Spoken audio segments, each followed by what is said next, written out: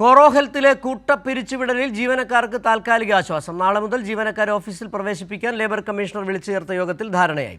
ജീവനക്കാരുടെ പ്രശ്നത്തിൽ ഇടപെട്ട് ഡിവൈഎഫ്ഐയും. ചർച്ചയ്ക്ക് ശേഷം ലേബർ കമ്മീഷണർ സഫ്ന പ്രതികരിച്ചു. കമ്പനിക്ക് നോട്ടീസ് നൽകിയിട്ടുണ്ടെന്ന് സഫ്ന പറഞ്ഞു. ഇൻഡസ്ട്രിയൽ ഡിസ്പ്യൂട്ട്സ് ആക്ട് 1947 പ്രകാരമാണെങ്കിൽ 100 തൊഴിലാളികളുടെ മേലെയുള്ള സ്ഥാപനം ക്ലോഷർ ചെയ്യണമെങ്കിൽ 90 ഡേയ്സിന് മുന്നേ ഗവൺമെൻറ്റിൻ്റെ പെർമിഷൻ വാങ്ങേണ്ടതാണ്. ആസ് ഇൻ ഗവൺമെൻറ്റിനെ കമ്മ്യൂണിക്കേറ്റ് ചെയ്യണം. 60 ദിവസത്തിനുള്ളിൽ പെർമിഷൻ കിട്ടിയില്ലെങ്കിൽ ഇറ്റ്സ് എ ഡീംഡ് അപ്രൂവൽ. നമ്മുടെ IR code, industrial relations code പ്രകാരമാണെങ്കിൽ 300 തൊഴിലാളികളുടെ മേലെയുള്ളയാണെങ്കിൽ ഈ പ്രൊവിഷൻ ആപ്ലിക്കബിൾ ആവുക. സോ ഇവിടെ ഇപ്പം 616ഓളം ജീവനക്കാർ നമ്മുടെ എറണാകുളത്തും 300ഓളം ജീവനക്കാർ കോഴിക്കോടും ഉണ്ട്. സോ ഏത് ആക്ടിൻ്റെ പ്രൊവിഷൻ എടുത്താലും provisions are applicable for this firm. So ഇവരിങ്ങനെ നമുക്കൊരു നോട്ടീസോ അല്ലെങ്കിൽ ഗവൺമെൻറ്റിനെ ഇൻഫോം ചെയ്യാത്ത സാഹചര്യത്തിൽ this will be deemed as an illegal closure as of now. So നമ്മൾ അതിൻ്റെ പ്രൊസീജിയേഴ്സ് ആയിട്ട് മുന്നോട്ട് പോകുന്നതാണ്.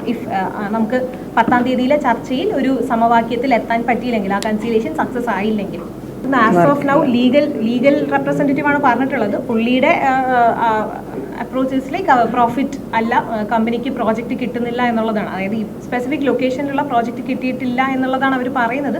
പക്ഷേ കുട്ടികളുടെ ഭാഗത്ത് നമുക്ക് വേറെ അങ്ങനെയുള്ള ഇഷ്യൂസ് ഇല്ലെന്നും പറയുന്നുണ്ട്. സോ ബോർഡ് ഓഫ് ഡയറക്ടേഴ്സ് വന്നാലേ നമുക്കത് ഫൈനലൈസ് ചെയ്യാൻ, അതായത് ഇതിൻ്റെ ക്ലാരിറ്റി ലഭിക്കുള്ളൂ. ഇപ്പം തുറന്ന് പ്രവർത്തിക്കണം എന്നുള്ള നോട്ടീസ് കൂടി ഈ മീറ്റിംഗ് കഴിഞ്ഞിട്ട് മിനിറ്റ്സും നോട്ടീസും കൂടി ഞങ്ങൾ കമ്പനിക്ക് നൽകുന്നുണ്ട്. ഇപ്പം തന്നെ 30 മിനിറ്റ്സ് ഇപ്പം തന്നെ കൊടുക്കും.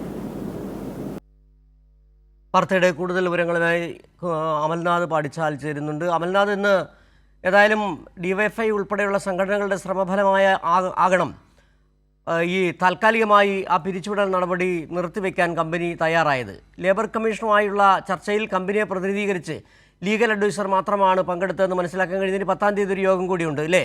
സിജു, തീർച്ചയായും ഇന്നത്തെ യോഗത്തിൽ ഈ കമ്പനിയുടെ അധികൃതർ ആരും തന്നെ എത്തിയിട്ടുണ്ടായിരുന്നില്ല. ലീഗൽ അഡ്വൈസർ മാത്രമാണ് എത്തിയത്. അതേസമയം തന്നെ ഇന്നത്തെ യോഗത്തിന് ശേഷം ലേബർ കമ്മീഷണർ ചൂണ്ടിക്കാട്ടിയ ഒരു കാര്യം, ഈ കമ്പനിയുടെ ഭാഗത്തു നിന്നും, കോറോ ഹെൽത്ത് എന്ന കമ്പനിയുടെ ഭാഗത്തു നിന്നും ഗുരുതരമായ വീഴ്ച തന്നെ ഉണ്ടായിട്ടുണ്ട് എന്നുള്ളതാണ്. അതായത് ഇത്തരത്തിൽ 100-ഓ അതിനു മുകളിലോ ജീവനക്കാർ ഉള്ള ഒരു സ്ഥാപനമോ കമ്പനിയോ ആണെങ്കിൽ അവർ ഇത്തരത്തിൽ പിരിച്ചുവിടുന്നുണ്ടെങ്കിൽ ഏകദേശം ഒരു 60 ദിവസം മുന്നേ തന്നെ അത് സർക്കാരിനെ അറിയിക്കണം എന്നുണ്ട്. പക്ഷേ അത്തരത്തിലുള്ള ഒരു അറിയിപ്പ് സർക്കാരിന് ലഭിച്ചിട്ടില്ല. സർക്കാരിൻ്റെ ഭാഗത്തുനിന്ന് ഒരു പെർമിഷൻ ഉണ്ടെങ്കിൽ മാത്രമേ അത്തരം പിരിച്ചുവിടലിലേക്കൊക്കെ കടക്കാൻ വേണ്ടി സാധിക്കൂ എന്ന് ലേബർ കമ്മീഷണർ പറയുന്നുണ്ട്. പക്ഷേ അത്തരത്തിലുള്ള ഒരു നടപടിക്രമവും ഇവിടെ ഈ കോറോ ഹെൽത്ത് എന്ന കമ്പനി പാലിച്ചിട്ടില്ല എന്ന ഗുരുതരമായൊരു വീഴ്ചയടക്കം സംഭവിച്ചിട്ടുണ്ട് എന്ന കാര്യം ലേബർ കമ്മീഷണർ ഇവിടെ സൂചിപ്പിക്കുന്നുണ്ട്. അതോടൊപ്പം തന്നെ എടുത്തു പറയേണ്ട മറ്റൊരു കാര്യം, ഇന്നത്തെ ഈ ഒരു യോഗത്തിൽ ഈ കമ്പനിയുടെ അധികൃതർ ആരും തന്നെ എത്തിയിട്ടില്ല എന്നുള്ളതാണ്. കഴിഞ്ഞ ദിവസങ്ങളിലൊക്കെ തന്നെ ഈ ജീവനക്കാർ പറഞ്ഞ ഒരു കാര്യമുണ്ട്, തങ്ങൾ പലപ്പോഴായി ഈ കമ്പനിയുടെ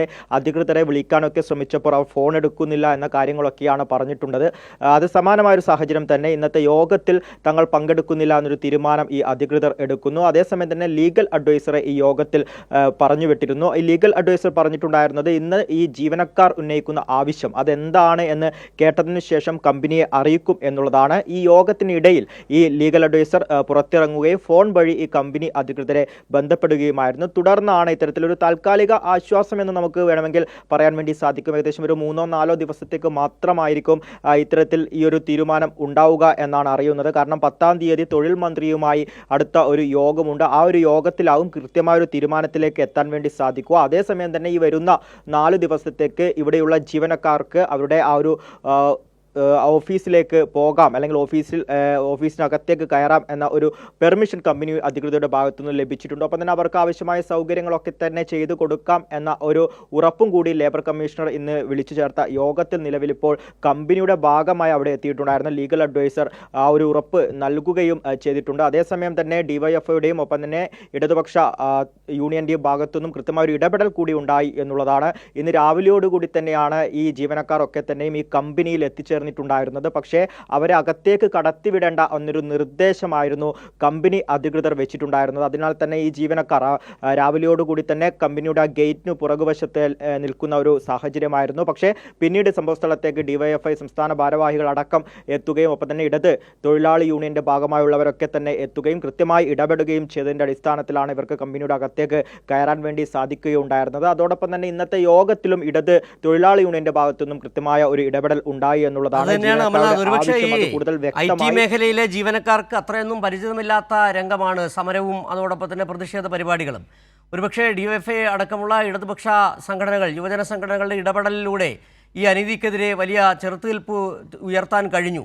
ഈ സമരങ്ങളുടെ പ്രസക്തി IT ജീവനക്കാർക്ക് കൂടി ബോധ്യപ്പെട്ടതിൻ്റെയും സംഘടനകളുടെ പ്രസക്തി കൂടി ഒരിക്കൽ കൂടി ബോധ്യപ്പെട്ട സാഹചര്യം എന്നും കൂടി പറയാം.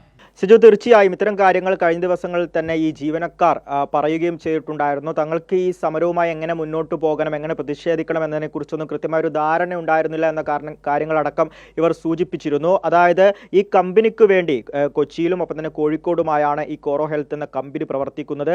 ഈ കമ്പനിക്ക് വേണ്ടി രാവും പകലുമില്ലാതെ തൊഴിൽ ചെയ്തിട്ടുണ്ട്. അതോടൊപ്പം തന്നെ ഏകദേശം 14 ദിവസത്തോളം തുടർച്ചയായി ജോലി ചെയ്ത സാഹചര്യമുണ്ട്. അതൊക്കെ മടുത്ത സാഹചര്യത്തിൽ ഇടയ്ക്ക് തങ്ങൾക്ക് ഒരു അവധി വേണമെന്ന് കമ്പനിയോട് പറയുകയും ഒക്കെ ചെയ്തിരുന്നു. പിന്നീട് ഇത്തരത്തിലൊരു ചൂഷണമുണ്ട് എന്ന് മനസ്സിലാക്കിയ സാഹചര്യങ്ങൾ കൃത്യമായ രീതിയിൽ ശബ്ദമുയർത്താനൊക്കെ ശ്രമിച്ചിരുന്നു. പക്ഷേ അപ്പോഴൊന്നും അത് കൃത്യമായി നടപ്പിലാക്കാൻ വേണ്ടി സാധിച്ചിരുന്നില്ല എന്നൊക്കെ അവർ പറയുന്നുണ്ട്. എങ്ങനെയാണ് ഇതിനെതിരെ പ്രതിഷേധിക്കേണ്ടത് എന്ന ഒരു ആശങ്ക ഈ ഒരു ജീവനക്കാർക്ക് ഉണ്ട് എന്ന് അവർ പറയുന്നതിൽ നിന്നും വളരെ വ്യക്തമാണ്. ഏതായാലും ഈ IT ജീവനക്കാർക്കൊപ്പം ഈ അനീതി എവിടെ ഉണ്ടായാലും അവിടെയൊക്കെ ഇത്തരം യുവജന സംഘടനകൾ, ഇടത് സംഘടനകൾ ഉണ്ടാകും എന്നുള്ള ബോധ്യപ്പെടൽ കൂടി ഈ കൊറോത്ത് എന്ന് പറയുന്ന കൊറോത്ത് ഹെൽത്ത് ഉണ്ടായ സമരം കൂട്ടപ്പിരിച്ചുവിടലിൻ്റെ ഭാഗമായി ബോധ്യപ്പെട്ടിട്ടുണ്ട്. സംഘടിക്കേണ്ടതിൻ്റെ ആവശ്യകതയെക്കുറിച്ച് സമരങ്ങളുടെ മുൻപന്തിയിൽ DYFI ഉൾപ്പെടെയുള്ള സംഘടനകൾ ഉണ്ടാകുമെന്നുള്ള ബോധ്യപ്പെടൽ കൂടി അവർക്ക് ഉണ്ടായിട്ടുണ്ട്. വിവരങ്ങളാണ് അമൽനാഥ് പാടിച്ചാൽ നൽകിയത്.